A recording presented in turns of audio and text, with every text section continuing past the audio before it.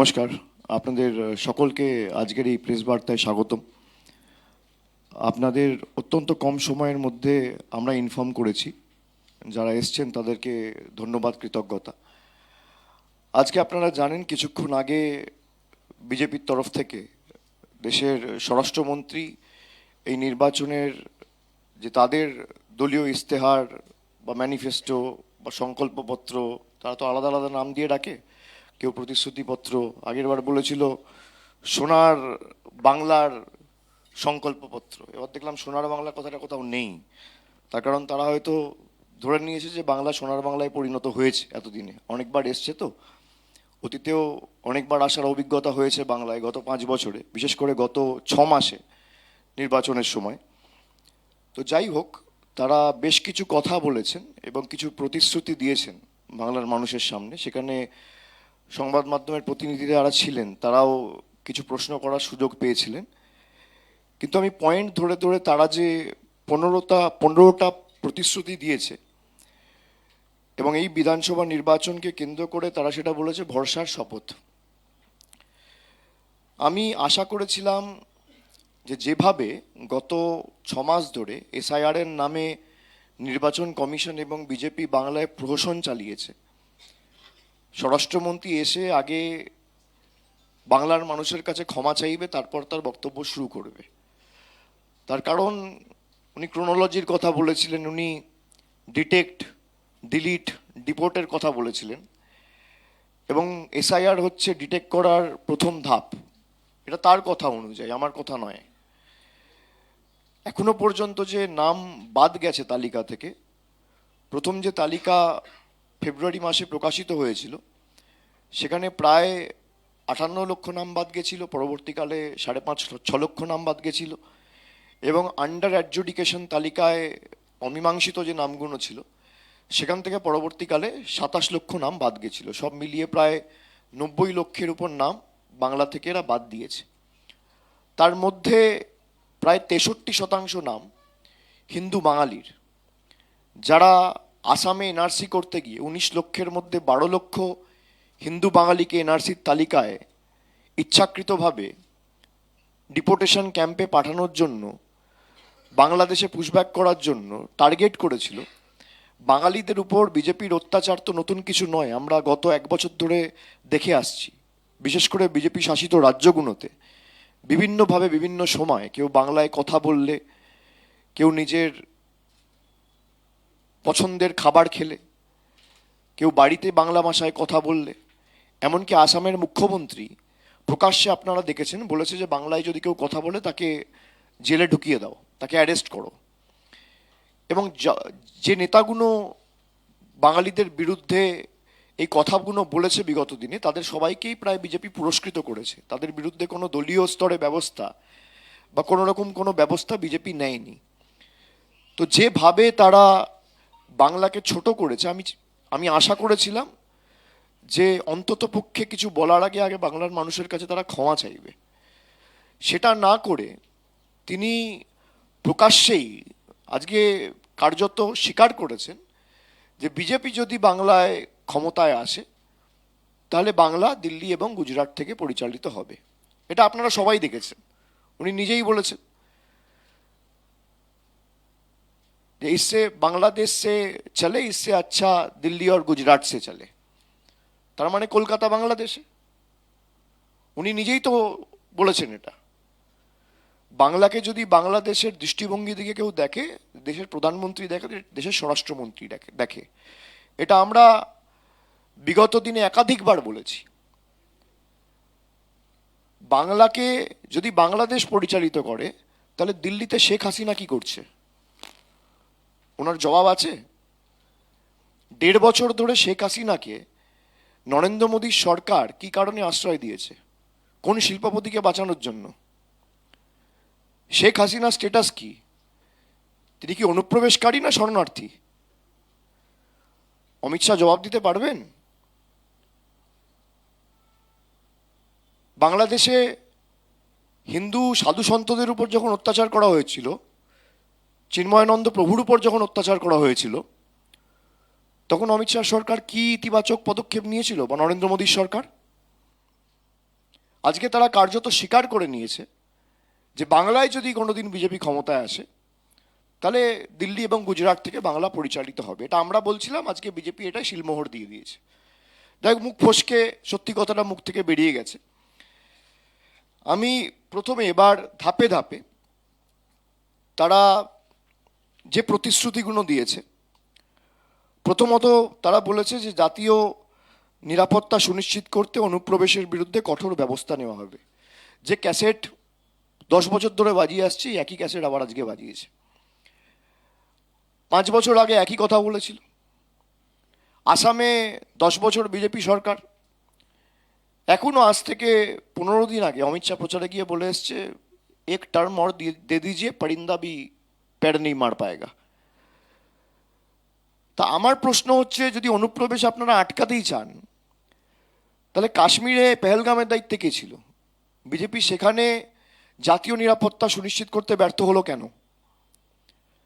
Delhi police কার দখলে, কার নিয়ন্ত্রণে?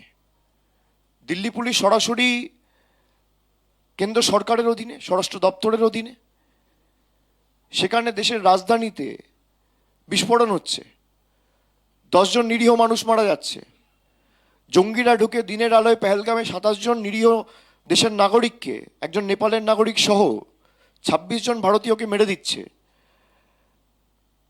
এই ব্যর্থতা কার? তিনি বলেছেন গত 15 বছরে তৃণমূল সরকারের দুর্নীতি এবং আইন শৃঙ্খলার অবক্ষয়ের খতিয়ান তুলে ধরতে একটি বিশেষ শ্বেতপত্র প্রকাশ করা হবে। যারা তৃণমূলের বিরুদ্ধে আঙ্গুল তোলে, আমার প্রশ্ন তাদেরকে যে আমি আজ থেকে 757 দিন আগে একটা টুইট করেছিলাম, প্রায় 2 বছর আগে, যে আপনারা কত টাকা, এই টুইটের কপি আমি আপনাদের দেখাচ্ছি, এটা অন রেকর্ড রয়েছে, এক্স হ্যান্ডেলে গেলে আপনারা পাবেন, যে এটা আমি করেছিলাম 14ই মার্চ 2024 সালে লোকসভা নির্বাচনের আগে, যে আপনারা গত 5 বছরে কত টাকা দিয়েছেন আবাস যোজনায় বা গ্রামীণ সড়ক যোজনায় বা 100 দিনের কাজে, এমজি নারেগায়, তার শ্বেতপত্রটা প্রকাশ করুন। 757 দিন পার, আজও শ্বেতপত্র প্রকাশ করতে পারেনি। তারা তৃণমূলের কার্যকলাপ নিয়ে প্রশ্ন তোলে। এখানে যারা হোয়াইট পেপারের কথা বলে, যারা দুর্নীতির শ্বেতপত্র প্রকাশ করবে বলে দাবি করেছে, সব থেকে দুর্নীতিগ্রস্ত এলিমেন্ট যারা, এবং খালি বাংলা নয়, দেশের বিভিন্ন প্রান্ত থেকে, যাদের উপর ভুরি ভুরি অভিযোগ, যাদেরকে ইডি সিবিআই ডেকে ঘন্টার পর ঘন্টা ডেকে জিজ্ঞাসাবাদ করেছে, পরের দিন বিজেপিতে গেছে, সব দোয়া তুলসী পাতা হয়ে গেছে। হিমন্ত বিশ্ব শর্মা থেকে শুরু করে, শুভেন্দু অধিকারী থেকে শুরু করে, নারায়ণ রানে থেকে শুরু করে, অজিত পাওয়ার, সে হয়তো আজকে আমাদের মধ্যে নেই, কিন্তু তিনিও তো গেছেন বিজেপিতে। এরকম ভুরি ভুরি উদাহরণ, একের পর এক উদাহরণ আমাদের সকলের কাছে রয়েছে। যাদের বিরুদ্ধে আপনি বলছেন দুর্নীতির শ্বেতপত্র প্রকাশ করবেন, সব থেকে দুর্নীতিগ্রস্তগুলো তো আপনার পাশে বসে আছে। কারোর বিরুদ্ধে 4টে 5টা 6টা করে ইডি সিবিআইয়ের মামলা। আপনি শ্বেতপত্র ছেড়ে দিন, যাদের বিরুদ্ধে জনসমক্ষে প্রুফ রয়েছে, আপনারা তাদেরকে নিয়ে দুর্নীতির বিরুদ্ধে লড়াই করবেন। শুভেন্দু অধিকারীকে নিয়ে, হিমন্ত বিশ্ব শর্মাকে নিয়ে, প্রেমা খান্ডুকে নিয়ে, যার বিরুদ্ধে সুপ্রিম কোর্ট অর্ডার দিয়েছে 1250 কোটি টাকার দুর্নীতি হয়েছে, বিজেপির মুখ্যমন্ত্রী নারায়ণ রানে, এদেরকে নিয়ে আপনারা দুর্নীতির বিরুদ্ধে লড়াই করবেন। এগুলো লোক হাসানো। তিনি এরপর বলেছেন 3 নম্বরে, কাটমানি সংস্কৃতির সিন্ডিকেট রাজ নির্মূল করা হবে। সমস্ত সরকারি কর্মচারী ও পেনশনভোগীদের জন্য কেন্দ্রীয় হারে মহার্ঘ ভাতা নিশ্চিত করে 7ম বেতন কমিশন বাস্তবায়ন করা হবে। তিনি বাংলার বাজেট পড়েনি। 1946 সালে যখন প্রথম পে কমিশন বাস্তবায়িত করা হয়েছিল, বাংলায় তখন তার নাম হয়েছিল পে কমিটি। সেভাবে দেখতে গেলে 7th পে কমিশনই বাংলায় বাস্তবায়িত হয়েছে, কিন্তু অ্যাকচুয়াল যে ফার্স্ট পে কমিশন সেটাকে আমরা বলতাম ফার্স্ট পে কমিটি। কমিশনের জায়গায় কমিটি কথাটা ব্যবহার হতো, আর সেটা হয়েছিল 1959 সালে। আর এই বাজেটে 5 ফেব্রুয়ারি যে বাজেট বিধানসভায় পরিবেশন করা হয়েছে সেখানে 7th পে কমিশনের কথা স্পষ্টত লেখা রয়েছে। তিনি তো জানেনই না।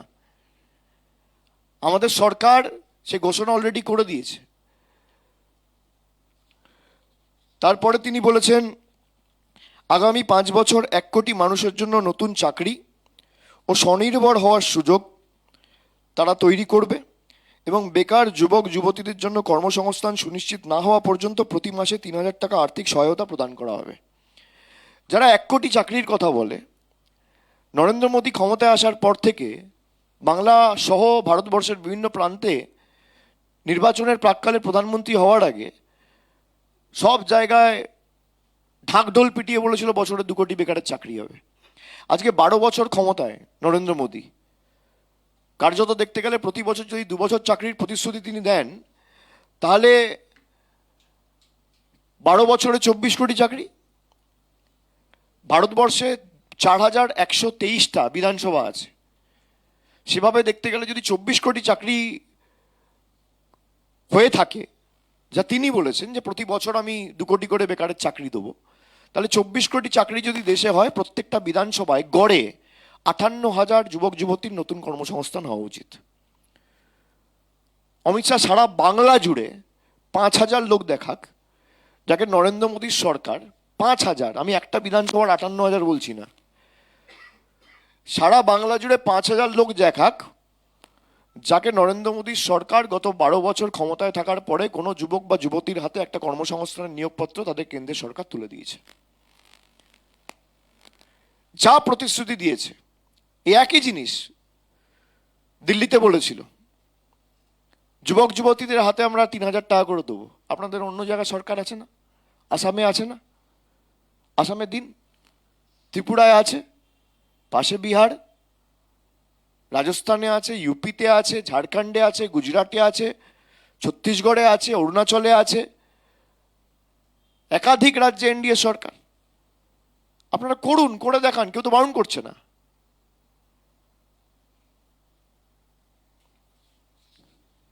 এরপর তারা বলেছে মহিলাদের নিরাপত্তার জন্য থাকবে বিশেষ মহিলা পুলিশ ব্যাটালিয়ন, দুর্গা সুরক্ষা স্কোয়াড। যাদের দলের নেতা সাংসদরা মা দুর্গার বংশ পরিচয় নিয়ে প্রশ্ন তোলে, দুর্গাপুজো যে কমিটিগুলো কলকাতায় করে তাদের বিরুদ্ধে ইডি সিবিআই আয়করের নোটিশ দেয়, তারা নাকি দুর্গা ঠাকুরের নামে নতুন সুরক্ষা স্কোয়াড তৈরি করবে, তারা নাকি মা দুর্গার নামে সুরক্ষা স্কোয়াড তৈরি করবে। তাহলে যে নেতাগুলো মা দুর্গার বংশ পরিচয় নিয়ে প্রশ্ন করেছিল তারাই এই নির্বাচনে আবার টিকিট পেল কি করে? তারা এই নির্বাচনেও আপনাদের দল কেন টিকিট দিল তাদেরকে? আপনাদের সরকারই তো কলকাতায় যত পুজো কমিটি রয়েছে সবার বিরুদ্ধে আইকর নোটিশ দিয়েছিল তৃণমূলকে জব্দ করবে বলে। আপনি বলেছিলেন নারায়ণী ব্যাটালিয়ন করবেন আজ থেকে 10 বছর আগে, প্রধানমন্ত্রী নিজে এসে বলেছিল, হয়েছে কুচবিহারে।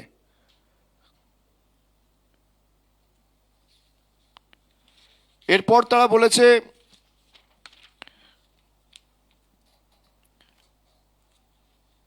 মহিলাদের স্বাবলম্বী করতে প্রতি মাসে 3,000 টাকা করে আর্থিক সহায়তা প্রদান করা হবে।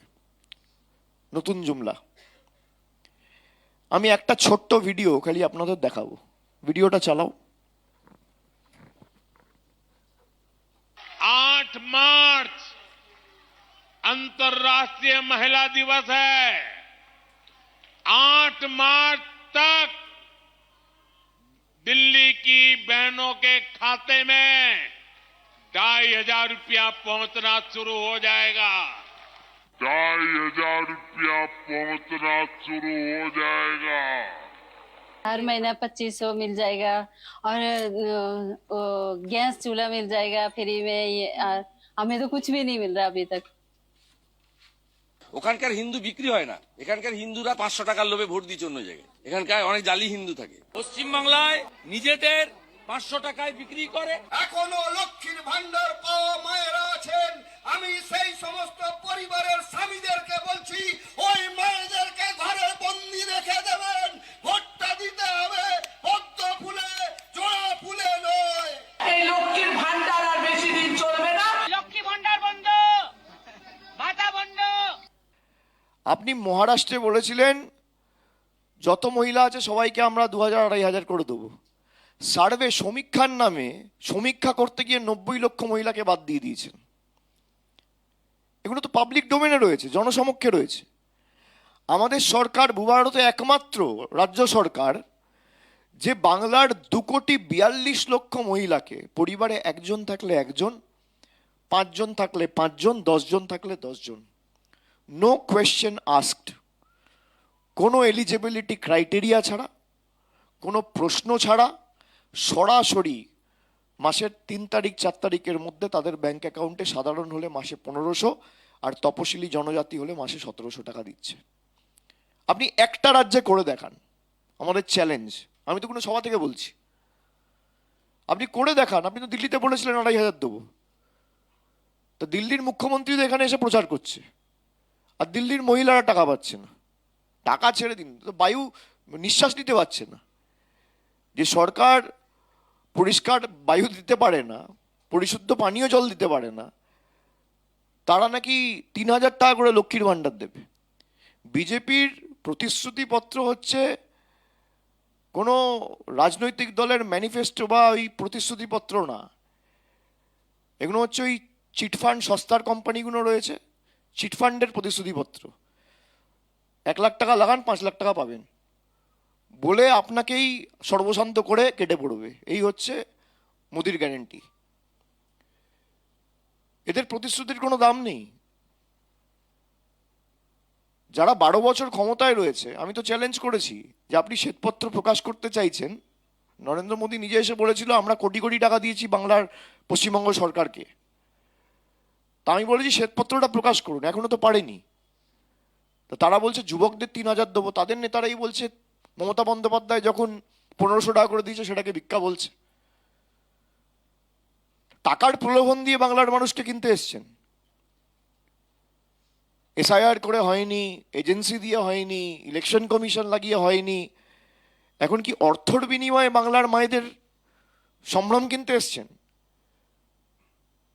তাদের মর্যাদা সম্মান আপনারা কি মনে করেন 3000 টাকায় মানুষ বিক্রি করবে? আপনি দিন, আপনার তো কেন্দ্র সরকার রয়েছে।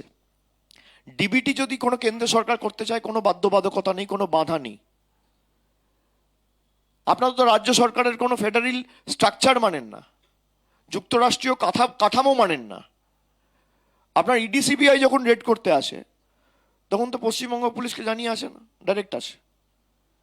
তা আপনি যদি 2,42,00,000 মহিলাকে 3000 টাকা দিতে চান, রাজ্য সরকারকে বাইপাস করে ডাইরেক্ট দিন, কেউ তো বারণ করছে না। আপনি যদি যুবক যুবতীদের 3000 টাকা দিতে চান, তার সাথে ভোটের কি? আপনি দিন ডাইরেক্ট, কেউ তো বারণ করছে না। আপনার ইডিসিবিআই যখন আসে তখন তো রেড করতে পারে, আপনার এসআইআর যখন করলো তখন তো যা ইচ্ছা তাই নিজের ইচ্ছা মতো করে যাকে ভোটের তালিকায় রাখবো আর যাকে বাদ দেবো ঠিক করে নিয়ে তারপর সে নিজের ইচ্ছা মতো করলেন। তা মানুষকে পরিষেবা দিতে গিয়ে আপনারা আটকে যান কেন? আপনাদের সমস্যাটা কোথায়? তারা বলেছে ধান, আলু, আম চাষে বিশেষ সরকারি সাহায্য এবং কৃষকদের জন্য ফসলের ন্যায্য মূল্য সুনিশ্চিত করা হবে। 2023 সালে বিজেপির কৃষক বিরোধী নীতির কারণে 10,000-এর বেশি কৃষক মারা গেছেন দেশ জুড়ে। কালো কৃষি আইনের কারণে 700 জনের বেশি কৃষক আত্মহত্যা করেছে। যারা আলু কৃষকদের বন্ধু হিসেবে নিজেদের দাবি করছে, প্রধানমন্ত্রী 2021-এর নির্বাচনে প্রাক্কালে এসে বলেছিল আলাদা করে ভারতীয় রেলের উদ্যোগে মালগাড়ি চালানো হবে বিভিন্ন ক্ষেত্রে, বিভিন্ন রাজ্যে, যাতে কৃষকরা আলু রফতানি করতে পারে। বাংলায় হেরে গেছে 9ই জুলাই, আমি তারিখটা বলছি, 9ই জুলাই 2021 থেকে মালগাড়ি বন্ধ। 2টো মালগাড়ি গেছিল, একটা আরামবাগ থেকে, একটা তারকেশ্বর থেকে।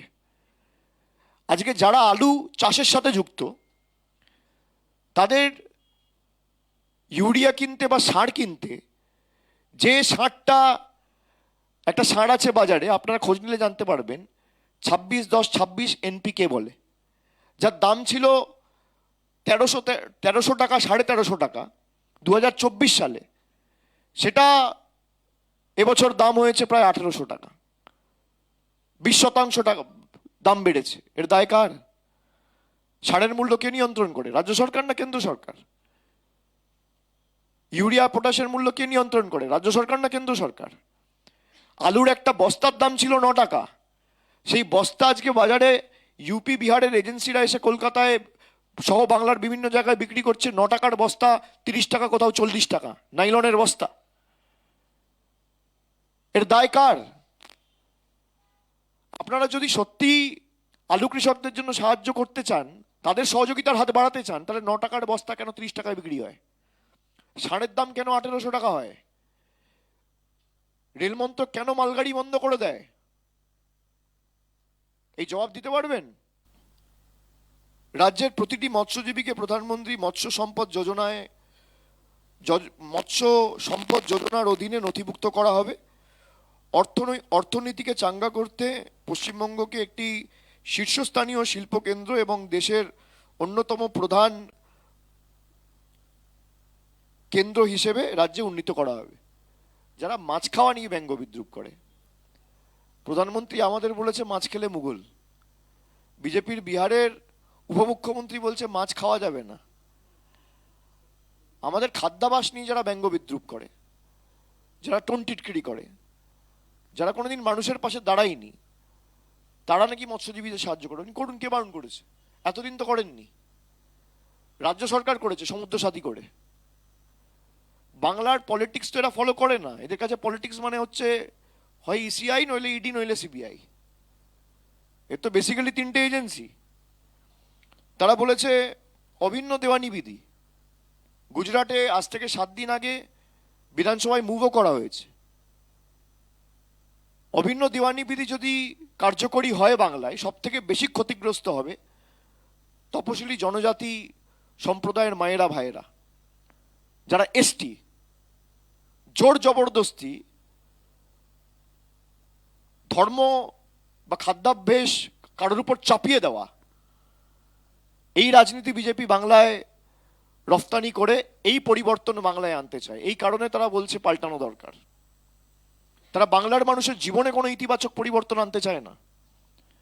যদি বাংলার মানুষের জীবনে সত্যি ইতিবাচক কোনো পরিবর্তন বিজেপি আনতে চাইতো, তাহলে বাংলার 2 লক্ষ কোটি টাকা আজকে বকেয়া পাওনা থাকতো না।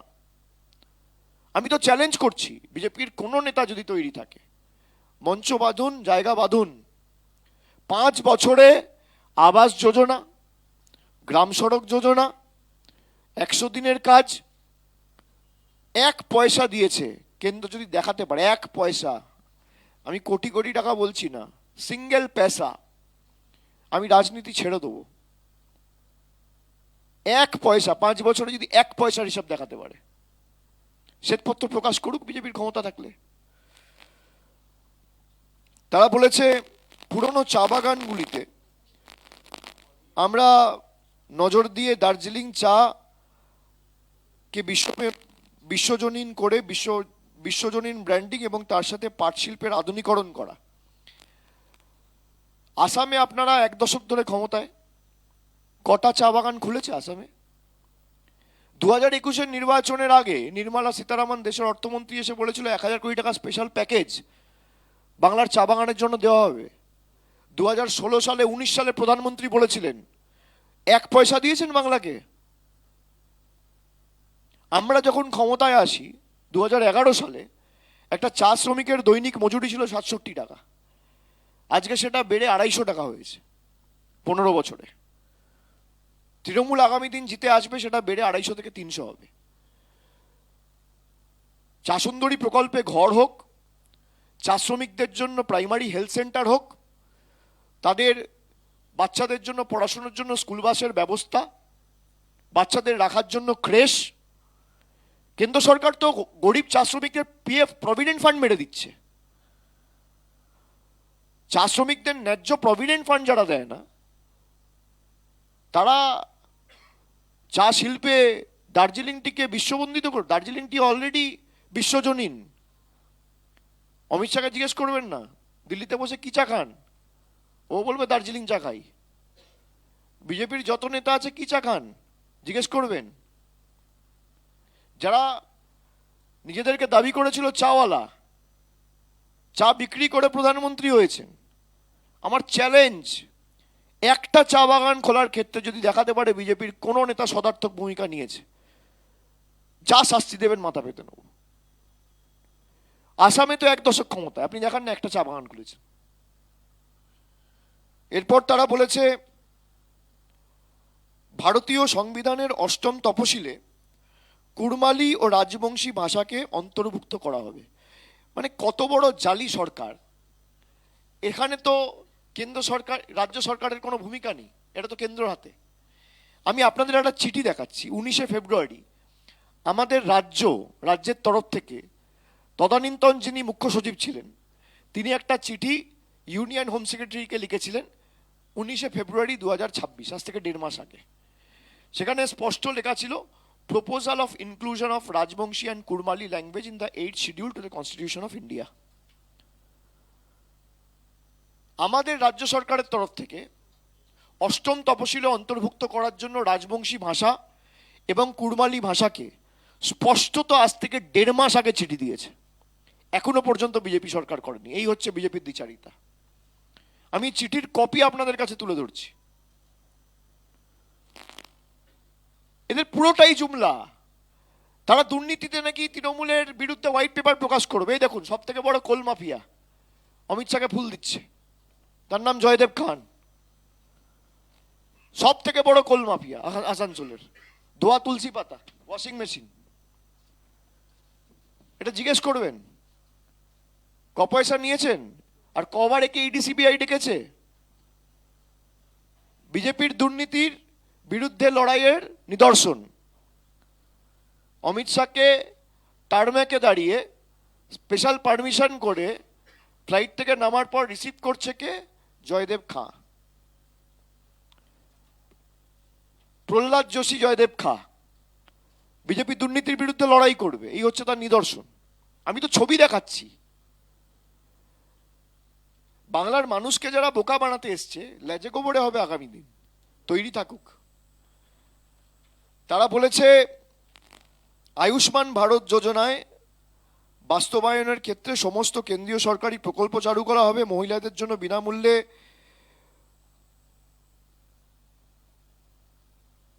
টিকাকরণ ও স্তন ক্যান্সার পরীক্ষা চালু করা হবে। উত্তরবঙ্গে একটি নতুন এইমস নির্মাণ করা হবে, যেটা প্রধানমন্ত্রী আজ থেকে 10 বছর আগে 2016 সালে বলেছিল। এবং আয়ুষ্মান ভারত চালু করা হবে। আয়ুষ্মান ভারতের বেসিক কিছু ক্রাইটেরিয়া আছে, এগুলো আমাদের সকলের জানা উচিত। আমরা আয়ুষ্মান ভারত করতে দিইনি। আমি একদম স্পষ্টত আপনাদের বলছি, করতে দেয়নি আমাদের সরকার। তার কারণ, যদি আয়ুষ্মান ভারত বাংলায় হতো, বাংলার 10 কোটি মানুষের জায়গায় খালি সুযোগ সুবিধাটা পেত 80 থেকে 90 লক্ষ মানুষ। যাদের পাকা বাড়ি আছে, আয়ুষ্মান ভারতের ক্রাইটেরিয়া হচ্ছে, আপনার যদি পাকা বাড়ি থাকে, আপনি কোনো হেলথ ইন্স্যুরেন্সের কোনো সুযোগ সুবিধা পাবেন না। আপনার বাড়িতে যদি 2 হুইলার থাকে, মোবাইল স্মার্টফোন থাকে, বাড়িতে টিভি থাকে, আপনি বাড়িতে একটা পাকা দেওয়াল থাকে, আপনি সুযোগ সুবিধা পাবেন না। এলিজিবিলিটি ক্রাইটেরিয়া মেনটেন করতে গিয়ে 90% লোক বাদ পড়ে যেত। এই জন্য আমরা আয়ুষ্মান ভারত হতে দিইনি। স্বাস্থ্যসাথীর কোনো এলিজিবিলিটি ক্রাইটেরিয়া নেই। 8 থেকে 80, ছোট থেকে বড়, প্রবীণ নবীন, এসসি এসটি, জেনারেল, ওবিসি সবাই পাচ্ছে। কোনো বৈষম্য নেই, কোনো বিভাজন নেই। আপনার বাড়ি না থাকলে আপনি পরিষেবা পাবেন। কারোর বাড়িতে একটা পাকা দেওয়াল থাকলে সে আয়ুষ্মান ভারতের পরিষেবা পাবে না। স্কুটার থাকলে, মোটরসাইকেল থাকলে আয়ুষ্মান ভারত পাবেন না। তাহলে আয়ুষ্মান ভারত আমরা কেন করতে দেবো? আর আয়ুষ্মান ভারতের দুর্নীতি তো আপনারা দেখেছেন। এক একটা অ্যাকাউন্টের সাথে 7টা 8টা করে প্যান কার্ড যুক্ত ছিল। এমন এমন লোকেদের পেমেন্ট হয়েছে যারা 5 বছর 7 বছর আগে মরে গেছে। এটা ভুড়ি ভুড়ি উদাহরণ, হরিয়ানা থেকে রাজস্থান থেকে এসছে, জনসমক্ষে রয়েছে। এরপর তারা বলেছে একটি বিশেষ বন্দে মাতরম সংগ্রহশালা তৈরি করা হবে, আর ধর্মাচরণের স্বাধীনতা নিশ্চিত করতে আইন বলবৎ করা হবে। তার মানে এখানে মানুষ নিজের ধর্ম পালন করতে পারে না, ওই একই ক্যাসেট। যদি তাই না হয় তাহলে অমিত শাহ এখানে দুর্গাপুজো উদ্বোধন করতে আসে কিভাবে? তিনি তো 24-এ দুর্গাপুজো উদ্বোধন করেছেন, 25-এ করেছেন, পুজোটা উদ্বোধন হচ্ছে কিভাবে? আপনি উত্তর ভারতের কালচার বাংলার উপর চাপাতে চাইছেন। বিজেপি যদি বাংলায় আসে, বিজেপি দুর্গাপুজো বন্ধ করে 10 দিন রামনবমী করবে। বিজেপির কাছে ধর্মাচরণ মানে হচ্ছে রামের নামে অস্ত্রের ঝঞ্ঝনানি। আমাদের কাছে ধর্মাচরণ মানে হচ্ছে জাতি দলমত নির্বিশেষে উৎসবের আনন্দ ভাগ করে নেওয়া, সাম্প্রদায়িক সম্প্রীতি বজায় রাখা, অস্ত্র নিয়ে দাঁ কোদাল তরোয়াল পিস্তল নিয়ে ডিজে বাজিয়ে জল্লাদদের মতো নৃত্য করা বাংলার সভ্যতা সংস্কৃতি নয়। তারা বাংলার মাটি চেনে না। যারা এসব ভাষণবাজি করছে তো স্বীকারই করে দিয়েছে গুজরাট থেকে দিল্লি থেকে চলবে। 12 বছর আপনি ক্ষমতায়, আপনি আপনার রিপোর্ট কার্ডটা দিয়ে বলুন আপনি কটা মানুষের হাতে কর্মসংস্থানের নিয়োগপত্র তুলেছেন, কটা মানুষকে বাড়ি দিয়েছেন। আপনি শ্বেতপত্র প্রকাশ করুন না, কে বারণ করেছে? জয়দেব খা আপনাকে রিসিভ করছে, সব থেকে বড় কয়লা মাফিয়া, আর আপনি দুর্নীতির বিরুদ্ধে লড়াই করবেন। এই তো আপনার আসল চেহারা। প্রধানমন্ত্রী বলছে 2,500 টাকা দেবো, 1 পয়সাও পাইনি, 14 মাস পার। আর আপনি প্রতিশ্রুতি দিচ্ছেন প্রত্যেক মায়েদের আর যুবক যুবতীদের আমরা 3,000 টাকা করে দেবো। আপনি দিন। আমরা কথা দিয়েছি 1 মাসের মধ্যে যুবসাথী প্রকল্পের টাকা সবাই পেয়ে গেছে, মার্চেও পেয়েছে, এপ্রিলেও পাবে, মেতেও পাবে, জুনেও পাবে। মানুষকে পরিষেবা দেওয়া আমাদের কাছে নির্বাচনী প্রতিশ্রুতি হতে পারে না। আমরা নির্বাচনী প্রতিশ্রুতি কথা বলেছিলাম 2021 সালের নির্বাচনের প্রাক্কালে যে পরিবারের একজন মহিলাকে লক্ষ্মীর ভাণ্ডার দেওয়া হবে। তৃণমূল ক্ষমতায় আসার পর পরিবারের সকলকে দিয়েছে। আমরা নির্বাচনের জন্য অপেক্ষা করিনি, আপনারা নির্বাচনের জন্য অপেক্ষা করেন। আর জিতে যাদের ভোটে জিতেছেন তাদের অধিকার আপনারা কেড়ে নেন। মানুষকে ভোট দিতে দিচ্ছেন না, তাকে আপনি টাকা দেবেন। মানুষের জলের প্রকল্পের টাকা আপনারা বন্ধ করে দিচ্ছেন, মাথার ছাদ বন্ধ করে দিচ্ছেন, বেসিক গ্রামীণ রাস্তা বন্ধ করে দিচ্ছেন, সর্বশিক্ষা মিশনের টাকা বন্ধ করে দিচ্ছেন। আপনারা লক্ষ্মীর ভাণ্ডার দেবেন, যুবসাথী দেবেন, 3,000 টাকা দিন। আপনি আজকের আমার এই সাংবাদিক বৈঠকের পর আপনি যদি সত্যিই মানুষের ভালো চান তাহলে আপনি বলুন আমরা যাই ফল করি বাংলার বিধানসভার নির্বাচনে, বিজেপি জিতুক বা বিজেপি হারুক, বাংলার প্রত্যেকটা যুবক যুবতীকে বিজেপি 3,000 টাকা দেবে। আপনার দেওয়ার জায়গাও রয়েছে, আপনি কেন্দ্রের সরকারের দায়িত্বে রয়েছেন 29 অবধি। আপনি বলুন প্রত্যেক মহিলাকে আমরা ডিবিটি করে 3,000 টাকা দেবো। আমি আজকে যা যা বলেছি আমি ক্ষমা চেয়ে নেব।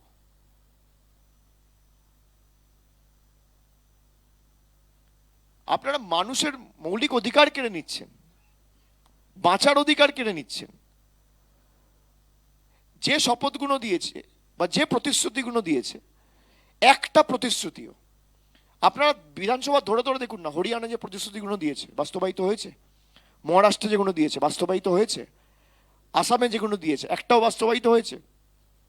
প্রধানমন্ত্রী বলেছিল আমাকে 50 দিন দিন, আমি কালো টাকা ধ্বংস করবো। আজ কালো টাকা ধ্বংস হয়েছে। জিএসটি করে দেশের অর্থনীতি প্রায় রসাতলে পৌঁছে দিয়েছে। কি করেছে এরা? যারা মানুষের মৌলিক অধিকার কেড়ে নেয় তাদের কাছে এসব কথা মানায় না। ये ताकत तो जहां तक मुझे पता था बीजेपी की है, क्योंकि बीजेपी ने कहा था, अमित शाह ने खुद कहा था कि हम सच को झूठ, झूठ को सच, जिसको जैसा मर्जी, इट्स ऑन रिकॉर्ड, हम वीडियो बना सकते हैं। तो बीजेपी ने कहा था। अब अमित शाह अपना बात अगर मेरे ऊपर आरोप लगा देंगे वो शोभनीय नहीं है। और वो कहा है कि हम 20 साल ऑपोजिशन में बैठने के लिए तैयार है। तो मुझे लगता है he has sniffed the mood on the ground. उनको समझ में आ गया है जिस तरीके से उन्होंने लगातार ये 6 महीने से लोगों को अत्याचार किया है, 20 साल बीजेपी को बंगाल में অপোজিশন में बैठना ही पड़ेगा। একাধিক ঘটনা গত 6 মাসে, এমনকি প্রবীণ 80-85 বছরের লোকেরা এমন দৃশ্য ধরা পড়েছে ক্যামেরায় আপনাদের ফ্রেমে, যে স্ট্রেচারে করে লোককে শুনানিতে নিয়ে যাওয়া হয়েছে, হুইল চেয়ারে বসিয়ে নিয়ে যাওয়া হয়েছে, প্রসূতি, হ্যাঁ মানে অন্তঃসত্ত্বা অবস্থায় প্রেগনেন্ট মহিলাদের নিয়ে যাওয়া হয়েছে, তাও এরা রেয়াত করেনি। ঘন্টার পর ঘন্টা লাইনে দাঁড়িয়েছে, অপেক্ষা করেছে, ডকুমেন্ট জমা করেছে, তারপরেও নাম বাদ চলে গেছে। এবং আমি তো বললাম, এই যে detect, delete and deport, Amit শাহর যে ক্রোনোলজি, তার মধ্যে সব থেকে বেশি ক্ষতিগ্রস্ত হয়েছে হিন্দু বাঙালিরা, যারা হিন্দুদের রক্ষাকর্তা হিসেবে দাবি করে। আর আমিও আপনাদের আশ্বস্ত করে বলতে চাই যে মমতা বন্দ্যোপাধ্যায় সরকার চতুর্থবার তৈরি হওয়ার পরে কারোর ভোটাধিকার বিজেপি জোর করে কেড়ে নিতে পারবে না। প্রায় 63%, 57,50,000 নাম এমন ডিলিট হয়েছে যারা হিন্দু ধর্মের প্রতিনিধি, আর 31 লাখ রয়েছে মাইনরিটি, তার মধ্যে মুসলমান রয়েছে, খ্রিস্টান রয়েছে, শিখ রয়েছে, বুদ্ধিস্ট রয়েছে। কিন্তু স্পেসিফিক্যালি হিন্দু কমিউনিটির প্রায় 57,50,000 নাম এই বিজেপি বাদ দিয়েছে। এই বিজেপির নির্বাচন কমিশন, এদের কারণে যারা লাইনে দাঁড়িয়েছে, আপনি বলুন তো, আমি যখন যাচ্ছি সভা সমিতিতে, যারা জিজ্ঞেস করছে, আমি জাত ধর্ম দেখব? যারা হিন্দু মুসলমান করে এসআইআর করতে চেয়েছে, যে ধরে ধরে একটা সম্প্রদায় থেকে বাদ দেবো, আজকে মানুষ বুঝুক, যারা 1% এক অংশ বিজেপিকে সমর্থন করে নাচছিল যে এসআইআর হলে কিছু লোক জব্দ হবে, সব থেকে বড় ভুক্তভোগী তারাই, তারা আজকে বুঝুক। এবং আমার ধারণা যে তার প্রতিফলন ভোট বাক্সে আগামী দিন বিজেপি দেখবে, যে মানুষের সাথে গাজোয়ারি করা, গায়ের জোর দেখানো, আর মানুষ যদি ঠিক করে যে আমি জবাব দেবো, तो कोनो शक्ति ताके अटकाते पारे ना। जब पूरा चुनाव आयोग ही कॉम्प्रोमाइज्ड है, तो आप लेवल प्लेइंग फील्ड, अगर रेफरी बिकी हुई है, तो आप गेम में क्या लेवल प्लेइंग फील्ड एक्सपेक्ट करते हैं? भाई आप मैच खेलने जा रहे हैं, आपके 10 प्लेयर, 11 प्लेयर, ओपोनेंट के 11 प्लेयर, अब रेफरी से लेके थर्ड अंपायर सब कॉम्प्रोमाइज्ड है, तो अब लेवल प्लेइंग फील्ड का तो बात है नहीं, फिर भी हम जीतेंगे। और पिछला बार से बड़ा जीत बंगाल के लोग देंगे, ये हमारा भरोसा बंगाल के लोगों के ऊपर है। बीजेपी को अगर लगता है कि भाई 90 लाख नाम काट दिया और जो वोट का डिफरेंस है वो मैच हो गया, इसका मतलब ये है कि भाई ईवीएम में कोई मैनिपुलेशन था, जिसके कारण आपको पता चलता है कि किसने वोट किया, कौन सा पार्टी को किया, क्या उसका नाम है, उसी का नाम काटा, जो उनका लॉजिक के हिसाब से उन पे सवाल उठाता है। और दूसरा ये अज्यूम कर लो कि जो 40-50 लाख नाम का डिफरेंस था, वो साढ़े तृणमूल का वोटर था, उनका नाम काट दिया गया। यहां पे दिख रहा है कि भाई आपने जो नाम काटे हैं, उसमें कुछ लोग, हर साल होता है स्पेशल समरी डिवीजन, उसमें 25-30 लोगों का नाम कटता है, 10 लाख 15 लाख नामों का लोगों का नाम जुड़ता है, तो वो एएसडीडी का एक अलग लिस्ट हुआ, एक फिर फॉर्म 7 फिल किया गया जिसमें 6 लाख नाम काटा, और अंडर एडजुडिकेशन में 27 लाख का नाम काटे गए। तो उनको अगर लगता है, तो मैं खुली चुनौती देता हूं कि अगर मान लो इसके बाद भी अगर आप और बुरी तरह हारते हो, तो आप क्या करोगे? तो या तो दो चीज होना चाहिए, या तो भाई बंगाल का जो पैसा है आप रोक के रखे हो उसको छोड़ो, आपने बहुत ईगो दिखा दिया, बंगाल का जितना भी जनता है आपको मुंहतोड़ जवाब दिया, या तो अमित शाह को इस्तीफा देना चाहिए, इससे इनकम्पिटेंट होम मिनिस्टर तो देश में नहीं हो सकता। अभिषेक जी, आपने कई मौके पर कहा कि अगर एक भी वोटर का नाम, योग्य वोटर का नाम कटेगा, तो मैं दिल्ली में चुनाव आयोग के बिल्कुल 1 लाख बिल्कुल लोगों को लेकर बिल्कुल बोला था। तो 1 लाख लोग तो दिल्ली पहुंचे नहीं। क्यों? मैं इसको अभी बताता हूं, क्योंकि केस सब जुडिस है। अगर सुप्रीम कोर्ट में केस है, तो मैं 1 लाख लोगों को क्यों, 10,000 लोगों को भी लेके दिल्ली जाना वो शोभनीय नहीं है। हम लोग को कोर्ट के ऊपर वो रास्ता अभी भी मेरे पास खुला हुआ है ना, लेकिन केस अगर सुप्रीम कोर्ट में लिस्टेड है, जब मैं बोला था तब कोई केस सुप्रीम कोर्ट में गया नहीं था। ममता जी ने सुप्रीम कोर्ट में केस फाइल किया है जनवरी में, उसके बाद खुद जाके लड़ी है, और अकेला ये लड़ाई हम लोग कर रहे हैं। हम लोग खुद गए ज्ञानेश कुमार से मिलने, अभी 2 दिन पहले 4 एमपी के डेलीगेशन भी गए थे उनसे मिलने, तो जरूरत पड़े जाएंगे। और उनको अगर लगता है भाई तृणमूल ने बोला था किया नहीं, तृणमूल जो बोलता है करता है। हम इसको चुनाव मुद्दा नहीं देख रहे, लोगों का हक है, अधिकार है, चुनाव मुद्दा आपके लिए है कि नाम काट दो, चुनाव जीत जाएंगे, फिर जो मर्जी करेंगे। हम लोगों के साथ 365 दिन 24 घंटे खड़े रहने वाले लोग हैं। आपको कहीं भी कोई दिक्कत होगा, अगर कहीं नाम भी कटा है, किसी को एन्यूमरेशन फॉर्म भी फिल करने में दिक्कत हुआ है, तो तृणमूल के लोग जाके मदद किया है, बीजेपी की तरफ से कोई नहीं आया है। तो हम लोग पिछले दिनों भी खड़े रहे थे, और एक एक आदमी, चाहे वो कोई भी पार्टी के हो, किसी का भी नाम कटा है, मैं फिर रीअश्योर करता हूं कि तृणमूल जीत के आएगा, सबका नाम वोटर लिस्ट में आएगा। या तो बीजेपी ये बोल दे कि जो 90 लाख नाम काटा है, या चुनाव आयोग बोल दे ये सारे बांग्लादेशी है।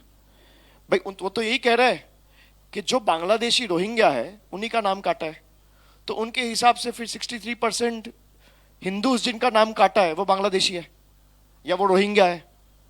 इसका तो यही मतलब निकलता है। तो जरा सवाल करिए उनसे कि आप कह रहे हो जिन लोगों का नाम कटा है वो अगर बांग्लादेशी है, तो इसमें 57 लाख हिंदूज के नाम कटे गए हैं, वो बांग्लादेशी हुआ। फिर बीजेपी तो यही कह रहा है। हम कह रहे हैं जो यहां पे सालों साल, कोई 100 साल, कोई 150 साल, कोई 200 साल से यहां रह रहे हैं, और अचानक आप बुला के उसका नाम काट दिए, हियरिंग में बुला के कागजात वागजात लेके भी नाम काट दिए, चाहे आप कितना भी ताकत लगा लो, लोग बल के आगे किसी का बल नहीं टिकता है। तृणमूल जीत के आएगा, सबका नाम होगा। सर जब आपकी सरकार ने आपकी सरकार ने जब आपकी सरकार ने युवा साथी लॉन्च किया था, तब बीजेपी ने कहा था कि भाजपा की सरकार है, अनएम्प्लॉयमेंट है, बेरोजगारी, इंडस्ट्री नहीं है, और क्यों आप उसे पैसा दे रहे हैं। लेकिन आज के बीजेपी के मैनिफेस्टो में 3,000 रुपए जो यूथ है उसके लिए अनाउंस किया गया है। तो जो आपको भाजपा की सरकार कह रहे हैं, देखिए कॉन्ट्राडिक्टरी क्या है। वो दो चीज बोला है। वो कह रहा है मैं 1 करोड़ नौकरी दूंगा, और कह रहा है 3,000 रुपए भत्ता दूंगा। भाई अगर आप नौकरी दोगे तो भत्ता का जरूरत क्या है? अगर आप भत्ता दोगे तो नौकरी कैसे बनेगी? तो सवाल दोनों पे उठना चाहिए ना। हमने क्या कहा है कि जब तक आपको कोई नौकरी मिल नहीं जाता, तब तक 21 से लेके 40 साल तक 10th क्लियर किया हुआ माध्यमिक पास जितने भी लोग हैं, 6 महीना अगर आपको माध्यमिक पास करने के बाद कोई नौकरी नहीं मिला है तो गवर्नमेंट विल असिस्ट यू। यही बोला है। वो कह रहा हम सबको 3,000 रुपए देंगे और 1 करोड़ नौकरी भी लाएंगे। मतलब it's too good to be true. It's too good to be true. मतलब या तो आप एकदम समझ चुके हो कि जनता बेवकूफ है, जो हुमायूं कबीर बोला है कि बेवकूफ बनाना बड़ा आसान है, बीजेपी भी वही समझता है, इसलिए आप ये सब कह रहे हो। नहीं तो आपके जो लीडर्स कह रहे हैं ये भत्ता है, ये 500 रुपए 1,000 रुपए में लोग बिक रहे हैं, तो आपको ये सब करने का जरूरत क्या है? भाई आपने ही तो लक्ष्मी भंडार को गाली दिया, आपने ही तो युवा साथी को गाली दिया, फिर आप ही लेके आ रहे हो। तो लोग डुप्लीकेट की जगह ओरिजिनल को ही चुनेंगे। सर मालदा में जो हुआ है, हिंसा हुआ है, उसके बाद देखा गया है कि बुलेट प्रूफ व्हीकल्स को प्लेस किया गया है। अब तक इतने सारे चुनाव हुए हैं, कभी तक ऐसा सिनेरियो देखा नहीं। मणिपुर देखा आपने? नहीं लगता नहीं कि एक प्रेडिक्ट करने की कोशिश मणिपुर की देखा? जा रही है। मैं पूछ रहा हूं आपसे, मणिपुर देखा आपने? 2 दिन पहले क्या हुआ है? कितना बुलेट प्रूफ व्हीकल गया है वहां पे? 3 साल से हिंसा नहीं रुक रही है। अभी हाल फिलहाल में मैं देखा एक आदमी का कटा हुआ सर रास्ते में गिरा हुआ है, बिहार का। ये बीजेपी का लॉ एंड ऑर्डर मॉडल है। ये बीजेपी का, अररिया क्या है, वो बीजेपी का लॉ एंड ऑर्डर मॉडल है। एक आदमी का सर रास्ते में कटा हुआ है और बीजेपी कह रहा है कि हम लॉ एंड ऑर्डर को सुधारेंगे, ठीक करेंगे। जहां हो वहां ठीक कर लो भाई, मणिपुर ठीक कर लो, यही व्हीकल बिहार भेज दो, हिंसा रुक जाए। या तो यही भी जो हमें डरा रहे हैं, धमका रहे हैं, डरा रहे हैं, पाकिस्तान भेज दो, बांग्लादेश भेज दो। आप सब कुछ लगा के बंगाल के लोगों को डराना चाहते हो और कह रहे हो भय नहीं भरोसा।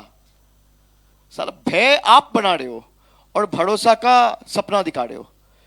आपका जो लीडर्स है वो सब ने कहा कि 1 करोड़ नाम लिस्ट से निकलेगा, 200 आदमी सुसाइड किया। तो भय का जो हवा है वो कौन बना रहा है भाई? मैं बना रहा हूं कि बीजेपी वाले बना रहे हैं? और कह रहे हो भरोसा। भरोसा दिया है तो दीदी ने दिया है।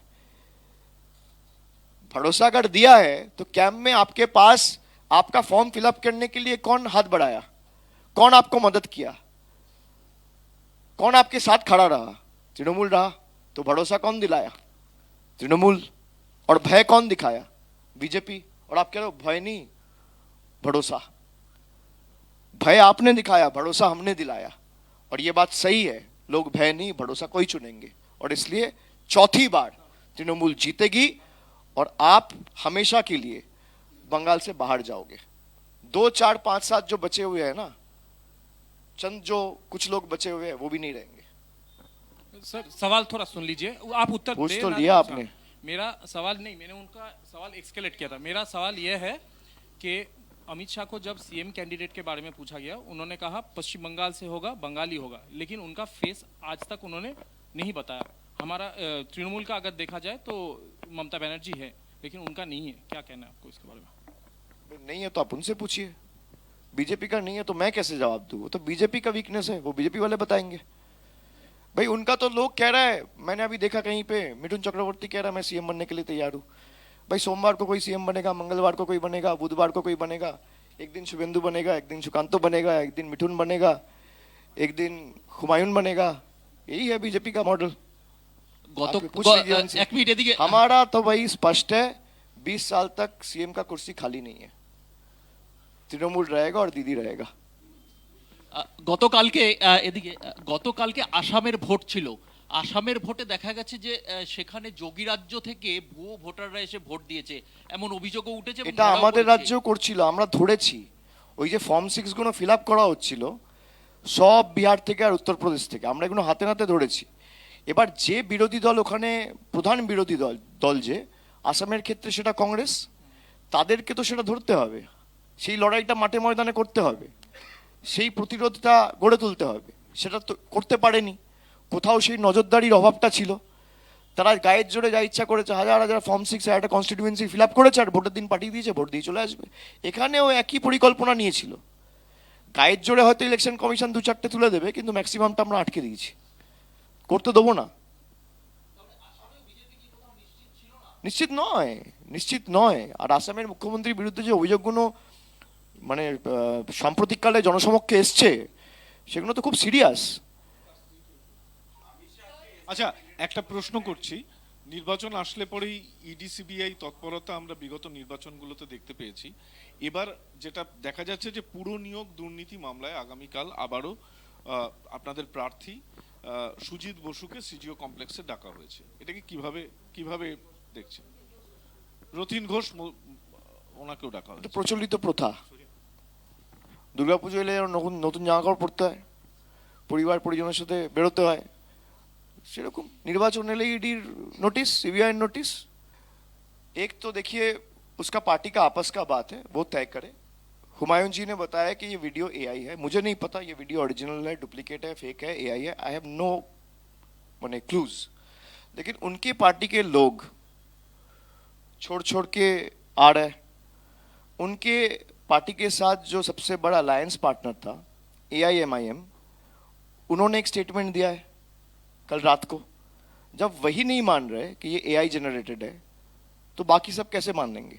जब उनके अपने लोग नहीं मान रहे ये AI जनरेटेड है, सबको लग रहा है ये असली है, तो आप ये सवाल उनसे जरूर करिए कि आपके अपने लोग, आपके पार्टी के अपने पोस्ट होल्डर्स, कैंडिडेट्स अगर ये मानता है कि ये आप ही हो और आपने ये किया है, और आपका सबसे बड़ा अलायंस पार्टनर अभी 2 दिन पहले आपके साथ आके यहाँ मीटिंग किया, उन्होंने कहा कि भाई आपके साथ सारा रिश्ता नाता तोड़ रहे and they will go solo and fight alone, तो फिर आपका इसके ऊपर स्टैंड क्या है? तो इतने एक परिवार से इतने लोगों को टिकट कैसे मिल गया बीजेपी में? भाई आप पूछते नहीं है, आप उनका जवाब, आप काउंटर क्वेश्चन उनसे करो। आप उनसे पूछो कि भाई अर्जुन सिंह का बेटे को कैसे टिकट मिला, बाप को कैसे टिकट मिला, शुभेंदु का भाई को कैसे टिकट मिला, उसको कैसे टिकट मिला, शांतनु ठाकुर का भाई को टिकट मिला, वाइफ को टिकट मिला। परिवारवाद का बात जो करता है, सबसे बड़ा परिवारवाद तो खुद करते हैं। मैं छोड़ दिया, मैं पॉलिटिक्स का बात कर रहा हूं। अगर आप वो सब में जाओगे तब तो सब कुछ ले लिया है। Out of 90 lakh names that have been deleted so far, 57,50,000 belong to Hindu community, and that adds up to 63% of the total list. আপনারা এদের ইস্তাহারগুলো খুলে দেখুন যে 2021 সালে বা 19 সালে বা 16 সালে যে প্রতিশ্রুতিগুলো দিয়েছিল একটাও বাস্তবায়িত হয়নি। প্রধানমন্ত্রী চা বাগান খুলে 1,000 কোটি টাকা স্পেশাল প্যাকেজের কথা বলেছিল 2016 সালে, আজকে 26। এই যে বলছে রাজবংশী আর কুড়মালি ভাষাকে আমরা অষ্টম তপশিলে অন্তর্ভুক্ত করব, আমি তার রেকমেন্ডেশন লেটার স্টেটের আপনাদের দেখালাম। এটা তো কেন্দ্র সিদ্ধান্ত, আপনি আজকে করে দিতে পারেন চাইলে। আপনি ইডি ডাইরেক্টরের মেয়াদ বাড়ানোর জন্য যখন তখন ইচ্ছা অর্ডিন্যান্স আনতে পারেন। আপনি রাজবংশী আর কুড়মালি ভাষাকে অষ্টম তপশিলে অন্তর্ভুক্ত করার জন্য কেন করতে পারছেন না? আপনি ED director, CBI director, IB ডিরেক্টরের জন্য অর্ডিন্যান্স আনছেন, নোটিফিকেশন করছেন, এখানে করতে পারছেন না কেন? আপনার মানসিকতাই নেই করার, আপনি করেননি। আপনারা চেয়েছেন কুর্মী আদিবাসীদের মধ্যে ঝগড়া লেগে থাকুক, আপনারা চেয়েছেন হিন্দু মুসলমান হোক, আপনারা চেয়েছেন ধর্মে ধর্মে লড়াই হোক, রাস্তায় অস্ত্রের ঝঞ্ঝনানি হোক, কিন্তু বাংলা উত্তরপ্রদেশ এক নয়। আমি আপনাকে স্পষ্টত বলছি, তৃণমূলের আগের যা সংখ্যা ছিল তার থেকে একটা সিট হলেও বাড়বে, কমবে না, টেক ইট অন রেকর্ড। সেটা আমি বলেছি যে সুপ্রিম কোর্টে যেহেতু মামলা বিচারাধীন, আগের দিনও যখন হিয়ারিং হয়েছে আমরা বলেছি, কিন্তু সুপ্রিম কোর্টে বিচারপতিদের কিছু অবজারভেশন ছিল এবং পরবর্তীকালে আবার ঠিক করা হয় যে 13 তারিখ মামলা শুনানি রাখা হবে। তো 13 তারিখের জন্য আমাদের সবাইকে অপেক্ষা করতে হবে এবং সেখানে রাজ্য সরকারের তরফ থেকে এডি সহ যারা রয়েছেন তারা সকলেই অত্যন্ত দক্ষ, তাদের যা আর্গুমেন্ট রাখার তারা রেখেছে। এবং যদি আমি ম্যাপড হই, আমার নাগরিকত্ব যদি প্রতিষ্ঠিত হয়, ভারতবর্ষের সংবিধান অনুযায়ী আপনাকে আমাকে ভোটাধিকার দিতে হবে, আপনি বাধ্য। এটা নির্বাচন কমিশনও কাটতে পারে না। আমি আনম্যাপড হলে তখন একটা ধোঁয়াশা থাকে, একটা প্রশ্নচিহ্ন আসতে পারে, কিন্তু আমার দাদু বা আমার ঠাকুরদা বা আমার ঠাকুরমার সাথে আমার ম্যাপিং হয়ে গেছে 2002 এর লিস্টের সাথে। আমার নাগরিকত্ব established, my citizenship is established. Identity নিয়ে প্রবলেম কোয়েশ্চেন থাকতে পারে, সেটা নিয়ে আমাকে হিয়ারিং নোটিশ দিয়েছেন, আমি গেছি, জমা দিয়েছি, কিন্তু ভোটাধিকার আপনি কাটতে পারেন না। সেটাই আমরা বলেছি। আমরা আশাবাদী কোর্ট ইতিবাচক কোনো সিদ্ধান্ত নেবে এবং সবাইকে ভোট দেওয়ার সুযোগ করে দেবে।